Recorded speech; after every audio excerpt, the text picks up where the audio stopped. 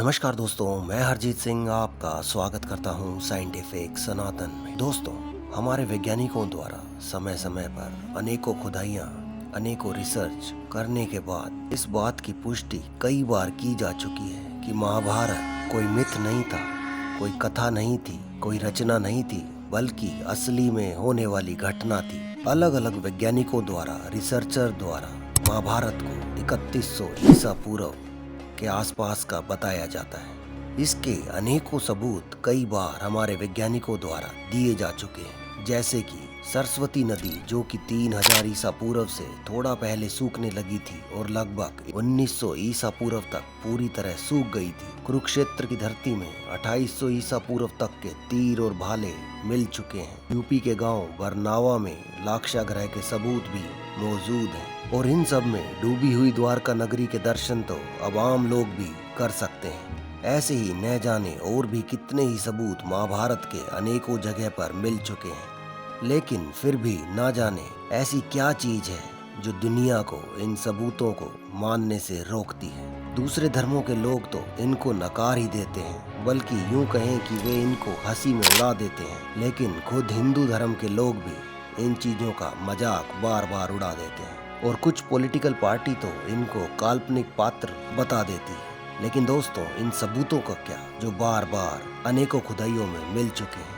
आज हम उन पुराने सबूतों की बात नहीं कर रहे, बल्कि आज हम बात कर रहे हैं एक नए प्रूफ की जो बिल्कुल हाल ही में ASI सर्वे में मिले हैं। जी हाँ दोस्तों, राजस्थान के भरतपुर जिले के डीग क्षेत्र के बहज गांव में पुरातत्व विभाग ने खुदाई की है और इस खुदाई में महाभारत कालीन चीजें मिली हैं, जिससे एक बार फिर से उस युग की पुष्टि होती है। डीग में महाभारत और मौर्यकालीन अवशेष मिले हैं। ASI ने राजस्थान के डीग जिले के बहज गांव में खुदाई की। ASI का दावा है कि इस तरह के अवशेष और औजार अब तक भारत में कहीं भी नहीं मिले हैं। ASI की इस खुदाई में कुषाण कालीन, शुक कालीन, मौर्य कालीन, महाजनपद कालीन और महाभारत कालीन अवशेष मिले हैं। यह खुदाई 4 महीने से लगातार इस गाँव में चल रही थी।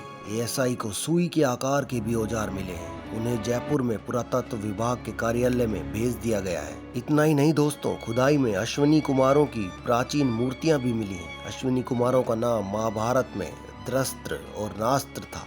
अश्विनी कुमारों को नकुल और सहदेव का मानस पिता माना जाता है। दावा किया जा रहा है कि अब तक की खुदाई में 2500 साल से भी ज्यादा पुराने अवशेष मिल चुके हैं। इनमें यज्ञकुंड, धातु के औजार, सिक्के, मौर्यकालीन प्रतिमा का सिर, शुंगकालीन पलक, हड्डियों से बने उपकरण और महाभारत में इस्तेमाल होने वाले मिट्टी के बर्तनों के टुकड़े मिले हैं। यहाँ जो हवन कुंड मिला है उसमें से निकली मिट्टी को ASI ने अलग कर दिया है। ASI ने इसका विशेष महत्व बताया है। हवन कुंड में महाभारत कालीन धातु के औजारों के सिक्के भी मिले हैं। तमिलनाडु के शोधकर्ताओं को यहाँ पर चोल राजा के लिखे हुए शिलालेख भी मिले हैं।